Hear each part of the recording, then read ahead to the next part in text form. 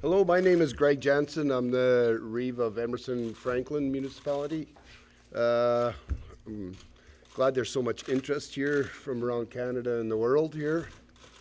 I'm here with a few people. We had a meeting today that went very well with how we do procedures with people that jump across the border, and everything was discussed and what we need to do going forward. And that's all in work in progress. And for that, I'll just have the people introduce themselves and what agency they're from. I'm Rita Chahal, Executive Director of Manitoba Interfaith Immigration Council, affectionately known to many as Welcome Place, because that's what we do. We welcome people from all around the world. We welcome refugees from all around the world. Hi, I'm Tara Seal, and I'm with the Royal Canadian Mounted Police. I'm Jaren Peters. I'm Chief of Operations with Canada Border Services Agency in Emerson, Manitoba. So, we're not going to do any speeches per se. We'll go by question and answers. So I'll start at this end and work my way around if anyone has questions. Did you get anything that you wanted? You went in there with a certain ask from the RCMP and from the Border Patrol Services in terms of helping you out here. Did you get anything like that as a way of assurances? The assurances are actually a really good response from RCMP, CBSA. We're all willing to work together. There's been no negativity. If there is more influx of bigger groups coming through, they assured us that they will have the manpower to handle influxes of refugees. Will they be on site if that happens again? Were you worried about volunteers watching over unprocessed? Yes. Yeah. The protocol now will be that they will rent our complex and watch the people. We did this out of the goodness of our heart, our EMO coordinator. There was no protocol for any of this, so we just used our emergency measures. People, they were more than willing to do it. So that's why we had this meeting. Everything's gotten straightened out and it's good.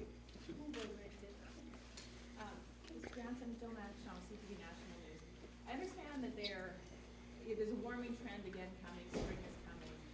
What are you anticipating? What are you expecting? Boy, we anticipate people possibly crossing the border, but there is no idea on numbers.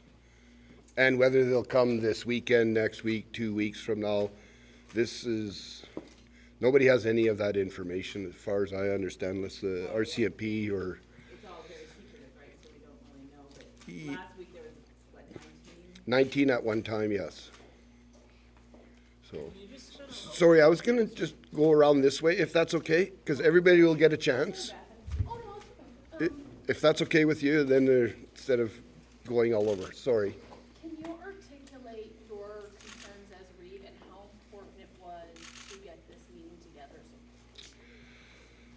It was very important because we didn't know where we stood as a municipality with this issue, with the people coming into our community. What's our responsibility when they do cross the border? We never talked risk factor to our people, but now we understand how the process is being done. So that makes it more reassuring, knowing all the answers and how everything's being processed.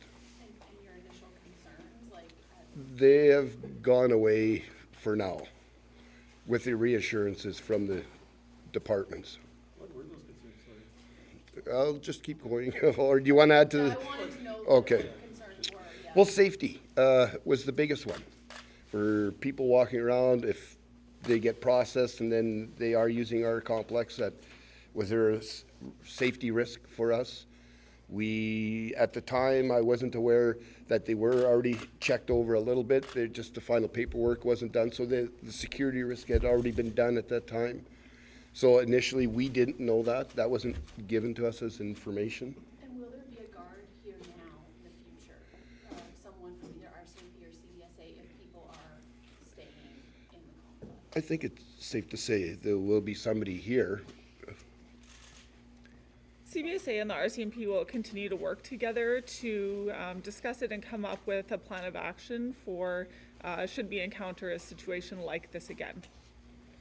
I think it also needs to be stressed that the people that are coming across the border legally that are picked up by the RCMP, those people are identified, searched, screened, those types of things. Then they're taken to CBSA where their processes take place too. So these people are being identified and that type of thing. So it's not unknown people that are being housed. And I think what I'd like to add to that as a citizen, as a community member, as a Manitoban, that we have to trust the systems that are in place in our country. We have to trust the professionals who implement the laws of our land. And as a citizen, I have absolutely no concerns and fears about those kinds of issues that have been brought up about people's safety and security. And if someone came knocking at my door and needed help from the cold or whatever, I would open my door to them. At the end of the day, I think our country is one that is incredibly generous. We're known around the world for that. We welcome people from all over the world, and we will continue to do that. And agencies like ours and the good folks of Emerson and the good folks of Manitoba will continue to welcome those people. Maybe you can talk a little more. I dealt personally with some of the people who come across the border. What do they go through? What's their journey? Again, there is a protocol in place, so it's a very linear process, and those were some of the things that we discussed today. Is what happens at point A, point B, point C, and I think that this meeting allowed us to really understand that process and to see at what point do various agencies and organizations that it's necessary for them to participate in this process come in. And I think that what was helpful most is that we each got to know our individual roles and share that information. Today was very much an opportunity to share information. For us as an agency, it was an opportunity for us to come down and thank the good people of Emerson for the wonderful work that and the hospitality that they extended to the newcomers on the weekend. So I think that, again, repeating what I said, that there are systems in place. There are safety and security checks in place, and that people go through that process as they wait for their hearings. You talk to some of the people in the town, and they say, "Hey, we've seen this before, but not quite to this extent." So can you just sort of elaborate on what's happened over the last year or however long? Well, I know, we've always had people jumping the borders. For, 30, 40, 50 years. Back then, it was people running away from something, and usually the law. They were lawbreakers. Now, more so in the last year, we're getting more and more people coming across and claiming refugee status. For what reasons when they jump border, we don't know that, but the numbers are increasing a lot. So some people are concerned, some aren't. Most of the people in town, I wouldn't say are scared, maybe concerned more so than scared. But now with us having this meeting, we can assure everyone the processes that are taking place, it's going to work, it should work fine. Jill. For CBSA, our border patrol's going to be stepped up, and how do you been talking with our neighbors to the south?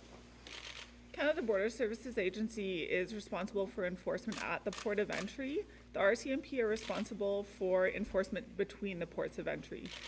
So that question may be better directed to them. Sorry, could you just repeat the question for me? Now that we've seen what we've seen, our patrol's going to be stepped up. We have to be careful because it is a matter of national security, but we patrol the borders countrywide, and we have no concerns whatsoever that our layered approach of technology, intelligence people, and our domestic and foreign partnerships as well, we have no doubts whatsoever that we are well prepared to handle any evolving threats at the border. To clarify that though, a lot of people when they see these stories at home, they ask and they comment online and they say, why isn't the RCMP stopping these people from coming over the border? So if you can elaborate on that and explain, is that in the RCMP's interest to do that, or are the RCMP willing to let people come into the country and then have CBSA process them? Can you explain that process? Because people don't understand it. No, fair enough. So the RCMP's top priority is the safety and security of everyone in Canada, whether they've just come across or they are citizens and live here. So it is the safety and security. That's our top priority. In terms of the process, we do have technology, we do have patrols, we do have an integrated border enforcement team, we have detachments across the border. We are responsible for over 500 kilometers of border in Manitoba. So it is quite an extensive region that we're responsible for, but we do have all the resources in place that are necessary. In terms of the process, if someone crosses the border illegally, that's between the ports of entry, the RCMP are notified either through the technology, through intelligence, through our partnerships, through reports from citizens, via 911 calls, that types of things, through our own patrols, seeing people on the sides of the road. When we do encounter those individuals, we do a search, a screen, we identify, and if they're making a refugee claim, we do take them to a Canada Border Services Agency location, and their processes take over from there. So when we do pick them up, that screening is taking place with our police officers. What sort of cross-border cooperation is there with law enforcement in the United States? We work very closely with our partners across the border, for sure. So, I mean, I've been hearing, though, that you're having a number of people sort of gathering at various points south of the border, and there's a sense, or rather a concern, that, it's obvious that they're looking across and feeling that the U.S. is really not doing enough to prevent them crossing. And I'm just curious if you could give a little more, details or information about what the nature of this cooperation looks like in a place, between two states and Canada, and what's being done, now that there seems to be kind of an influx of people crossing the border. Right. Well, again, all I can stress is that we do work very closely with them in terms of communication and things like that. But technically, people leaving the United States is not a criminal act, right? So I'm not going to speak on behalf of our American partners in that sense. Terry, when you say you have 500 kilometers, I think, is that what you said? More than, yeah. More than. But anybody who's been covering this story knows that a lot of it's coming through a funnel. A pretty. Correct. And But that doesn't mean that we ignore other areas, right? no, it Right. doesn't, but would there be more focus on, if that's where they're coming in, like, one weekend there's 10, right? And the next weekend there's 20. Am I wrong to assume that the RCMP, which is responsible for that area, would not increase surveillance or techniques in that one particular spot? You're not wrong at all, no. So you have increased surveillance in those spots? It's safe to say that we have allocated resources to that area, for sure. The reason I ask that, Terry, is because if that's seen as an easy way through, would that not be, if the RCMP doesn't at any time catch anyone, wouldn't it just kind of open the tap, like if people think that there's no consequences? I completely understand your question, but I don't think it's fair to say that they're not getting caught. Last year alone, 444, right, were taken into RCMP custody for illegally crossing the border. So they are getting caught. We do allocate resources to where they're needed, for sure. 444 across all the just in Manitoba? Or Yeah, all? just in Manitoba. Do we know how many are making, out of those 444, for example, are making refugee claims and how many are not? I can't speak to the specific number right now. I don't have it in front of me, but you can speak with our media relations contact after this, and they'll be able to provide you with some numbers at that time. But we can say recently, most of them have. Well, we know about the ones that show up at the port of entry, yes, for sure. I don't have that exact number in front of me right now. Rita, can you speak to that at all? We have since April of 2016 till just yesterday, I believe, in total, opened close to 300 files, just short of 300 files. RCMP, just to clarify, because again, a lot of people don't understand the process here. So someone goes up to the border crossing, CBSA can tell them, no, you can't come into the country. They'll prevent them from entering the country, citing safe third country. So if I'm a Mountie on the border and I see someone crossing, will the RCMP actually physically stop someone from crossing into Canada?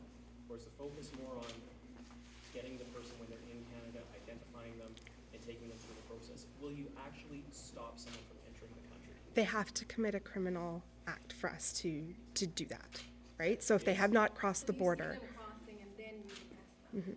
that would be, So there's really not much that you do until they're already here, and once they're already here, they can make a refugee claim or go through whatever process. if they're between the ports.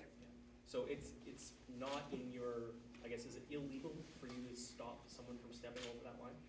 I know this is very simplistic, but this. No, these are the no, questions it's, people ask. no, you're right. You know what? And I'm not in a position right now to speak to the exact law, but I can follow up on that for you.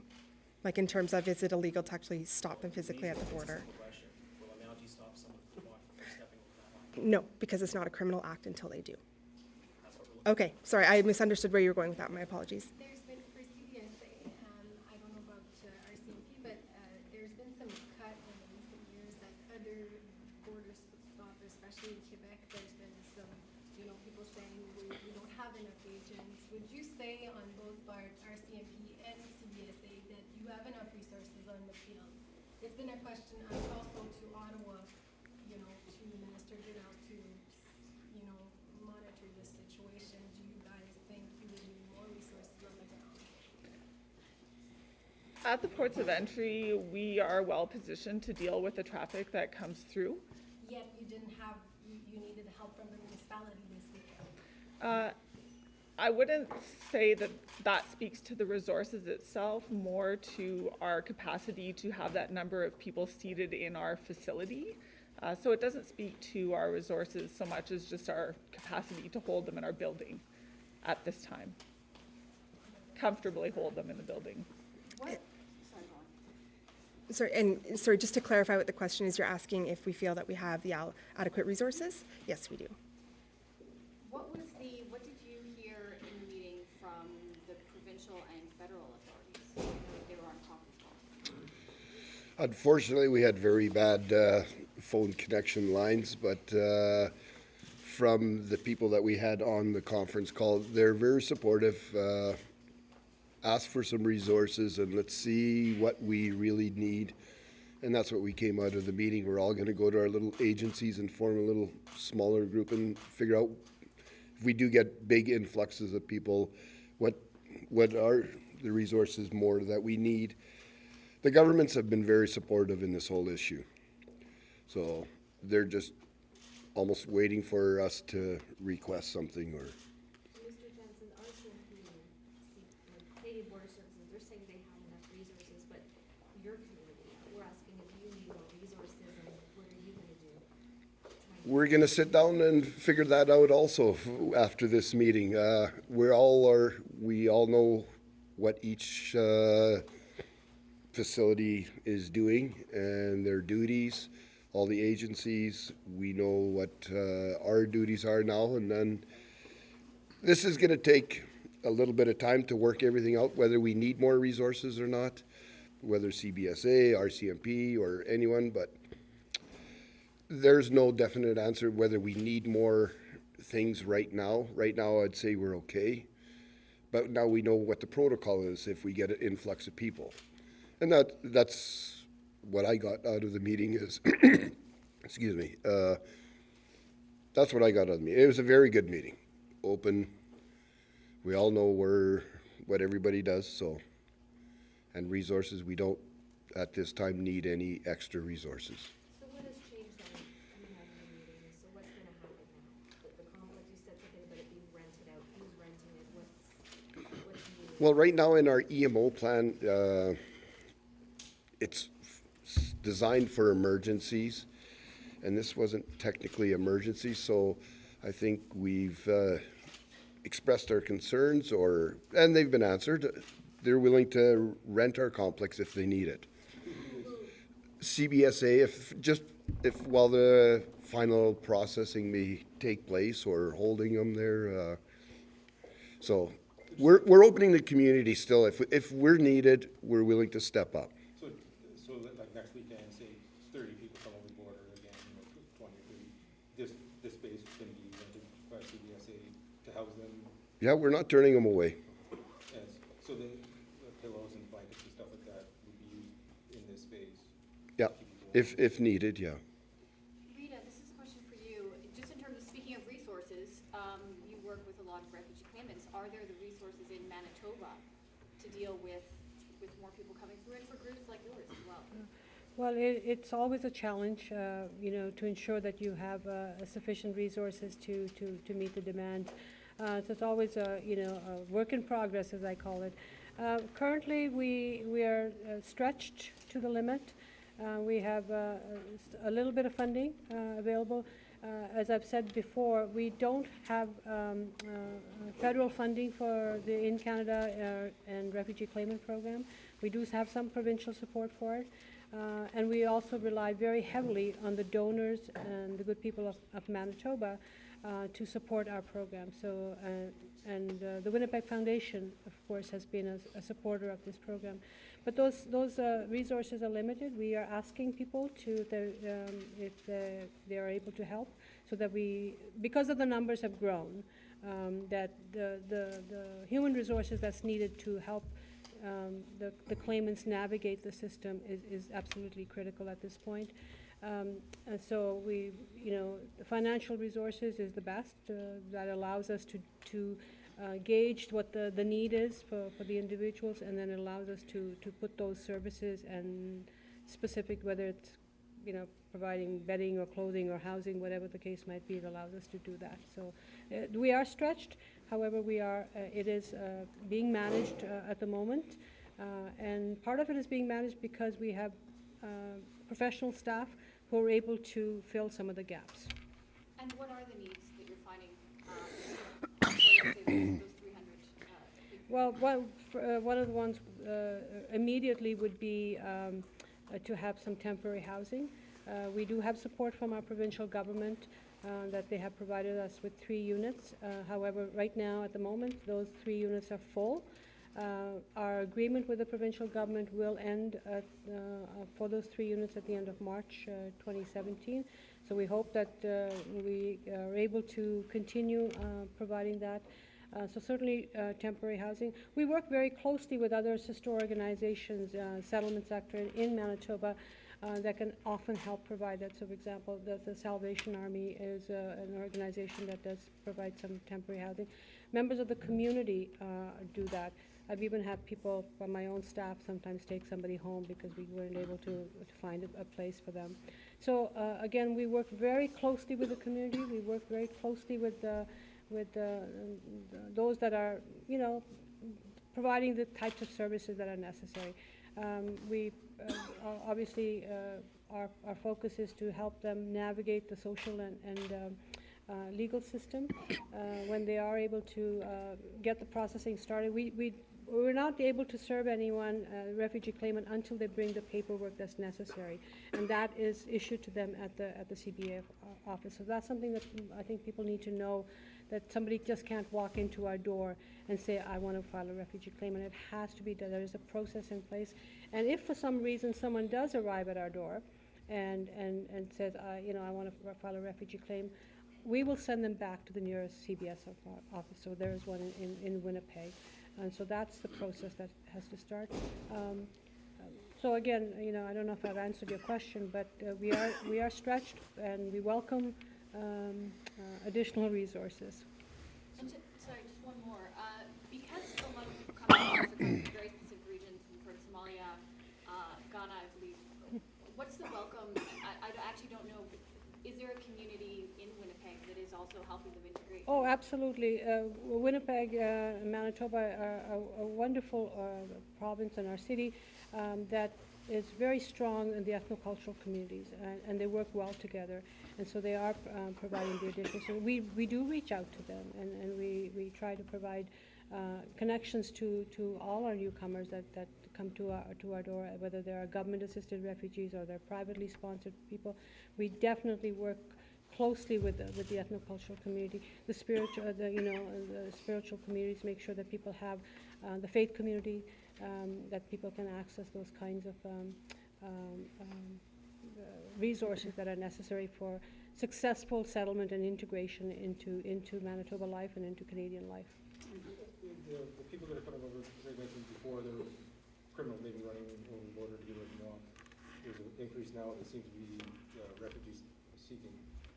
Can you talk about kind of what stories they're telling and how much this has to do with the political situation? Well, I don't know if I can add any more to the stories that you've already heard. You know, people are coming, they're saying that they're scared, they want an opportunity to start a new life in Canada.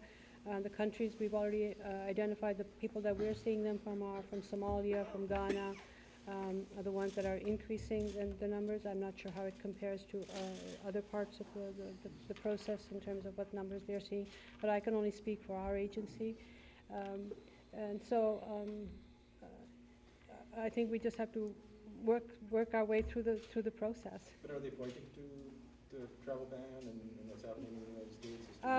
You know, we don't get too much into the details, and we don't really get into the political side of things, because our focus is to ensure that people are safe and that they have a place to stay, that they have a limited time in which they need to make that application and process that. So our focus is on that. Anecdotally, yes, many people do express that, you know, they're concerned about what they saw at the airports, they're concerned about what they're seeing in the U.S., but really we don't get into too much of that, and we don't try to focus on it, and we don't, you know, engage in a lot of dialogue with them about it. We just want them to get to the end goal, which is to get them navigate the social and the legal system and prepare for their hearing. At what point, and I don't know if this is maybe a question for you guys, but at what point are those questions asked and then adjudicated? Because, you know, I mean, certainly questions about kind of the, you know, relating to the political situation are relatively recent, right? I mean, travel ban is not that old, but we've seen an influx, certainly at this border, in the last few years. And so, you know, this is something maybe you don't ask them, but, you know, what is the driving reason for this influx, and at what point does the Canadian government make a decision about the validity of these claims? I can speak to that. I can't speak to what the driving force is behind it, but the security screening and the questions that are asked in regards to that are a joint process between the RCMP and the CBSA. Once those individuals are brought to the port of entry to make a refugee claim, the officers will obviously speak with them to determine the eligibility of their refugee claim. And if they're deemed to be eligible, then the process will be deferred to an inland CBSA office for further processing before going on to the Refugee Protection Board of Canada. So what are they telling you then? So you take them in the process and do you ask them why they're coming? We ask them a series of questions to determine the eligibility of the claim. I can't speak to the specific questions in every case that we would ask. You see any trend? I can't speak to that either. Okay, I think we're good. Do one-on-ones or, I just want to clarify, so you did say that RCMP is going to increase patrols along the Emerson border in this area, like, it's fair to say that? I'm going to say increase resources. Yeah. You won't get into specifics? No, we can't do that. Yes, just to kind of, in a nutshell, after meeting, you have a space now, there's going to be increased resources. Anything else that comes with it, or I guess you're more confident that you can get resources? I think the channels have been opened by having this meeting with all the different agencies. I've met Rita here for the first time. I've met with the CBSA for the first time. We could put faces to names. We are confident if everybody's open arms, basically, let's deal with this problem as it's happening, and we'll keep working together and even closer. I think if we're available, everybody is willing to work together. I think that's half the battle right now. And I would echo the same sentiments. I think that was really key to today's meeting, is to get everyone on the same page and clarify some of the misinformation that might be floating around, and make sure that we all understood each other's role and where we can best, support the system and get people to their hearing point.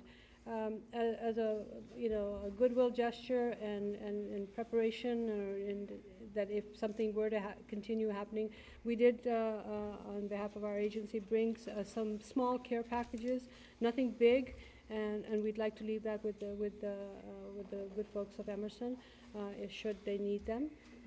Thank We're here to support that. So it's some very basic things, just basic, toiletries and some bedding.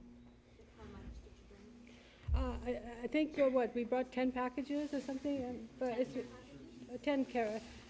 If necessary, if needed. I know that there are lots of generous people in Emerson. I think that they came through on the weekend.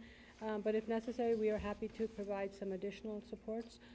One of the other things that we were able to offer is that if people need rides and if there's groups that need to be driven from Emerson to Winnipeg, our agency is prepared to work with the town and with the border agencies to drive people. We know that they are sent to Winnipeg, but are there any plans to house any of them in Emerson, like the ones that are coming in now? Not at this time, no. So I would like to wrap this up. I am more than willing to do one-on-one interviews. We have a number of people that do have to leave, so I'd like to thank you all for your interest in this, and welcome to Emerson.